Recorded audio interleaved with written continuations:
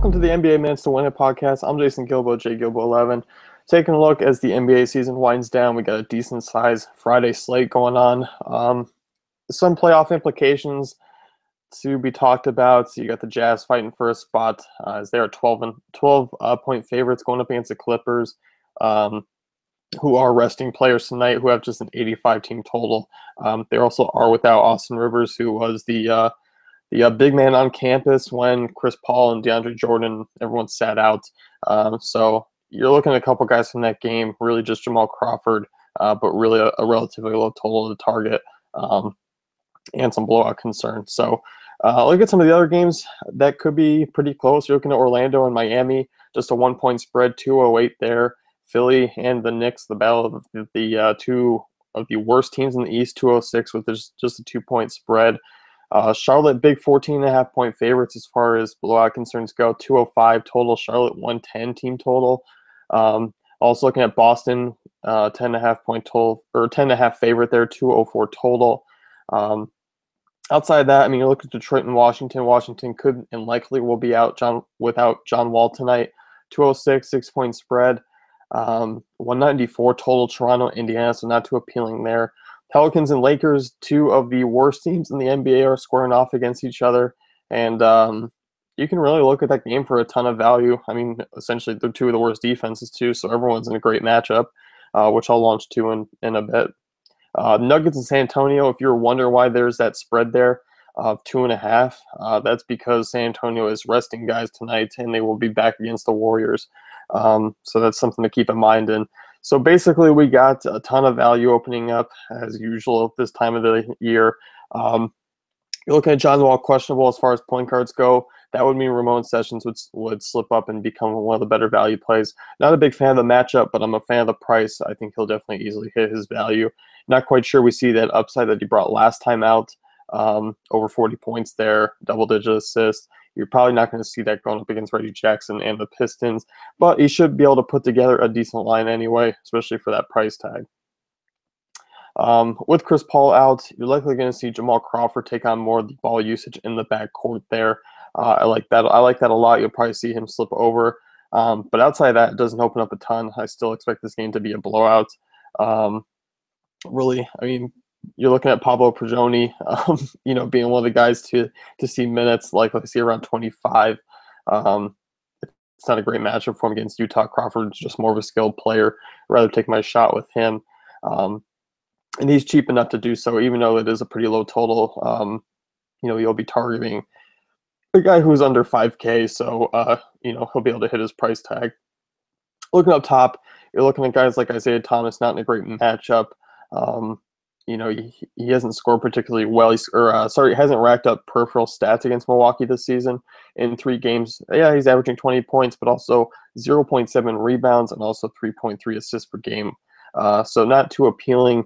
He's also 3 from 22 in the 3-game series so far this season. Really, I'll look at Kemba Walker, especially without Nicholas Batum, or maybe with Nicholas Batum, just because he becomes a top option anyway. Sees a big usage bump when Batum sits, so definitely be looking at Walker as your elite play. A guy who I am on is Goran Dragic. He's just going to lead the way for me in cash games, just really due to his price tag and him drawing a favorable matchup against Orlando on the road. He's been the usage guy with Bosch out, coming off back-to-back 40 fantasy point games. Dragic, I mean, it's really hard to get away from him at this price. JJ Barea, he's the other guy. I don't think you can really fade this guy at this point. Yes, his price is on the way up. And, of course, you're getting into April basketball. We're going to see guys like JJ Barea slip into a bigger role just because of injuries, just because of all the other things going on. And you're going to still be paying up for that price tag. But 37, 35, 35, and 30 minutes over the last 4 games, 46, 36, 36, and 43. The guy's a scorer. He's actually racking up assists and peripheral stats as well, rebounds. Going up against Memphis, not an appealing matchup. They struggle on defense. I'll definitely be looking Berea's way once again, just because you're looking up top. There aren't a lot of intriguing point guards. I think Kemba Walker's a guy you can pay up for. I don't think you necessarily have to. Dragic and Barea kind of is the top 2 options for me there. Another guy to keep an eye on as far as GPPs go is still Ish Smith. coming off 3 down games. What you're looking for, this offense has looked a lot better. Things have been a little bit more spread out. Draws a favorable matchup against the Knicks, who are pretty average against point guards. But overall, Smith definitely has a lower floor for cash, but he definitely does have 35 plus fantasy point upside. So you can definitely give him a look. Look a little bit cheaper. Really, you can take a look at Shelvin Mack, 5,500. The blowout concern is there, but now that his price tag has dropped a little bit, I think 30 fantasy points is just about right for him. Tony Douglas coming in, him and Tim Frazier, going to draw both are going to draw favorable matchups against this Lakers team. He's listed as probable. Frazier, he did have a little bit of an injury concern with the ankle there, but is fine. Frazier's absolutely been wheeling and dealing out there as far as points and minutes go. Now he draws the Lakers team. You're looking at that game in general as far as kind of building some guys around, just because they all come at such a cheap price tag and all carry decent floors in this matchup as well as upside. And I like the New Orleans backcourt a little bit more than the Lakers. So outside of that, you're not looking at too many guys below them. You can take a look at possibly Jerry and Grant, who's seen decent minutes, 23, 26, and 28 over the last 3 games there. Kind of splitting time with Galloway, but I like Galloway a little bit more at the shooting guard spot. So looking at shooting guard tonight, Batum is questionable.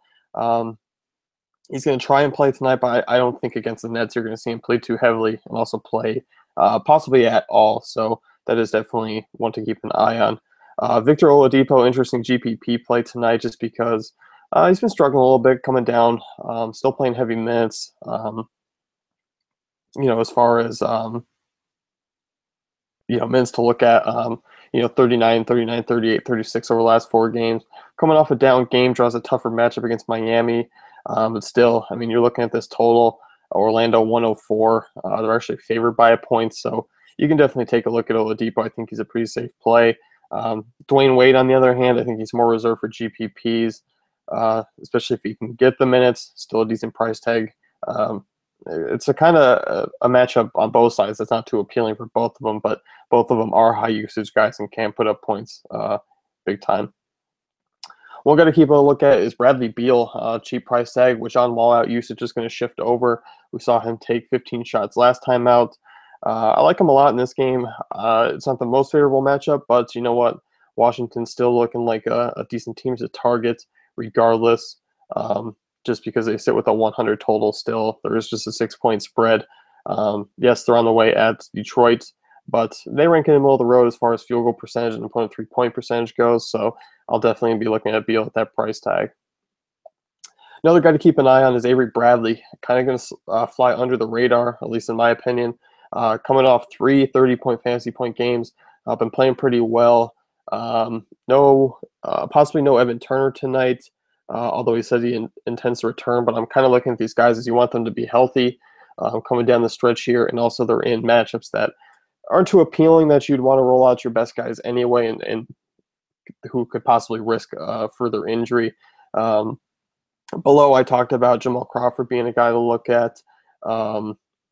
Really, outside of that, there's not much down there. Contavious Caldwell-Pope, he's always a consistent cash game option.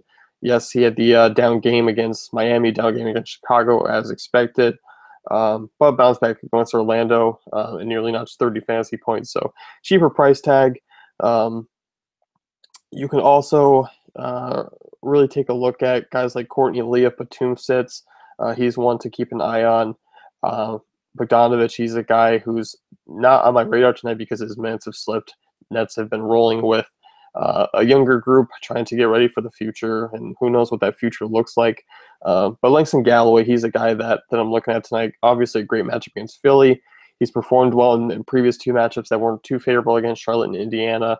A big 40-point game against Brooklyn in 24 minutes, so he can put it up, especially in a matchup against Philly here. So I'm definitely looking that way in all formats because shooting guard is not really a spot I'm willing to pay up for. Giannis, oh man, great matchup for Giannis here, but he's been all right. So he's coming off 3 50-plus games. But you're looking through the game logs here, and obviously I'm not using that to dissect any sort of um, predictability, but you just want to know where this guy's floor is. And it's a great matchup because Boston struggles against power forwards. He plays heavy minutes, guys high usage. I mean, he's back to averaging 21, 8, and 8, nearly that triple-double per game. I like him a lot. The price tag's really high. Um, I, it's hard because you're looking at cash games, um, and there aren't a lot of small forwards. I think you can pay up there. I don't have a problem with it. I also like Luol Deng in that spot. I also like Tobias Harris. I like Jay Crowder. I like Marcus Morris. So I think you can go in that cheaper range. But if you have the dough to pay up for him, I think he's a fine guy to build your lineup around. If that comes to the case, I will definitely be doing that. I think I might be reserving him a little more for tournaments tonight, just because, one, he hasn't played particularly well against Boston, even though that's been a great matchup. He also can tend to let you down at times, and we've seen Jason Kidd maybe limit his minutes a little bit. You're looking at 29 minutes against Utah, 26 against Charlotte, 32 against Phoenix, which is down 32 minutes for him because he's been playing in the upper 30s of late. So that is something to keep an eye on. I did mention those guys. Luol Deng, great matchup against Orlando. Coming off a tough game against Chicago, but outside that, it's been very solid of late. Also looking at Jay Crowder. He's played well against Memphis this season, back to his usual minutes, average about 30 fantasy points. Pretty cheaper price tag too, so I like him a lot. Otto Porter, he's another guy with John Wall out. Going to see some usage, him and Markieff Morris as far as the forward spots go. And then you kind of back into that Lakers-New Orleans game. Luke Babbitt's playing really well. He's another guy to keep an eye on. Price tag still not up there. He's been rebounding and scoring the ball, well. Been a high usage guy from New Orleans, so definitely give him a look. Jordan Hamilton, starting to close in on him as far as price goes. So I think I definitely lean towards Babbitt in that aspect. And then outside of that, not much you need to look at. Dante Cunningham, yes, he's putting up minutes, but he's far the less superior of the other two options. Moving on to power forward, it's a night where you're not really going to be looking to pay up just because there's not a lot of options to pay up for with guys out. So you can look at Zach Randolph. I think he's one of the fantastic options on tonight's slate. Gets a Dallas front court that really struggles. Coming off a big game against Chicago. Going to be a pretty chalky play. Going to be a solid cash game option. He does deliver the high upside that you want for tournaments. Obviously, he's going to an easy lock for a double-double for me as long as he stays healthy. Dallas ranks 26 in rebounding. Really struggle against power forwards and centers. So I'll definitely be keeping an eye there. And that's one of the games that does have playoff implications. So it is going to be a hard-fought game. Also look at Dirk Nowitzki. After that fantastic stretch, has really been on a down spell as far as shooting the ball lately. Over the last 5 games, just 27% from the field, 16% from 3. But he is going to draw a matchup against Memphis that struggle on defense. Obviously they're an injury-plagued team. You can take a look at them for sure. Julius Randle, he's one of my favorite options at power forward tonight. Consistent, one of the kind of guys I will rely on cash games. Really, his only down game of late has come against Utah, and it's kind of as expected against that front court. But overall, he's going to get a second string front court to deal with in New Orleans. Randall, just a guy I'm really eyeing tonight. Jabari Parker, he's another one. God, he's logging 40 minutes per game over the last 4. He's been playing huge minutes, been playing really well. He's another cash game option to look at tonight. Gets a great matchup. I mean, 41, 44, 41 minutes over the last 3 games, 19, 21, and 14 shot attempts. An easy rebounding matchup for him. Boston ranks 20th. Struggle against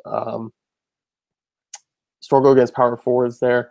And then you can look at Thomas Robinson, who's really been filling in well. Creeping up in price finally on DK, 5,500, still over 6K on FanDuel. I mean, the guy's just been producing, double-doubles left and right since Thaddeus and Brook Lopez have been shut down. He's in a nice matchup. Charlotte doesn't defend power forwards too well. So I think given on tonight's slate, there isn't a reason to go cheaper than that on power forward. I think Robinson's your lowest option, and then you can look at Morris as a GPP play, although it's not the best of spots. I think you're more inclined to go with guys like Randall, Parker, Nowitzki, more so of a tournament play, and then Randolph as well. Breaking out center, Whiteside, his price is a little too high. I will definitely be fading him in cash games, but GPPs, he still possesses that big upside. The Mets still not breaking into quite the 30s just yet, so that is one concern there. Andre Drummond, he's a guy to keep an eye on, a high usage guy down low. Definitely reserving them more so for GPPs just because they possess that high upside. As far as Vucevic goes, 7,100, he's still coming off the bench, but still playing decent minutes. God, since returning, 37, 50, 42, 25, 22, and 15 points, logging back-to-back games with a double-double there. It's not a bad matchup as it looks going up against Whiteside down low and Stoudemire at that price tag. Vuce is a high usage guy, putting up tons of shots per game, even off the bench. At that price tag, I don't mind him at 7,100. And you can even take a look at Gortat down low. As I mentioned, Detroit is not a good defense efficiency team against centers. They rank in the bottom 3. Gortat going to see some higher usage, as we saw last night, 16 and 10 and 12 with 4 blocks there. Also, you can take a look at Rudy Gobert at that cheap price tag. Decent spot for him against Cole Aldridge in a backup front court. Robin Lopez GPP play. I do expect a little bit lower upside, but he also does have that that ceiling that you want for tournaments. Greg Monroe, he's another one who's torched Boston this season, averaging 22 and 11, averaging 32 minutes per game in those 3 spans, which is key because his minutes have been all over the place, 25, 23, 31, and 27 over the last 4 games. I'll be looking at him at 5,500 in cash games. I think he's a pretty safe bet. Jared Sullinger, he's another one who's a fine GPP play. So center's loaded with options. I think you can definitely take a look. Also, one more guy, Alexei Ajinka, a cheap guy there going up against the Lakers front court that struggles against centers and rebounding as well. So you can definitely keep an eye on those guys. So really, I mean, you're looking at a ton of value on tonight's slate, not a ton of guys to pay up for. So you likely could be leaving some salary on the table, and I think that is a wise way to go in tournaments, just because you're likely going to be differentiating yourself a little bit there. So that's going to wrap things up here with the Mints to Win It. Check out dailyfantasycafe.com for all our great tools and content.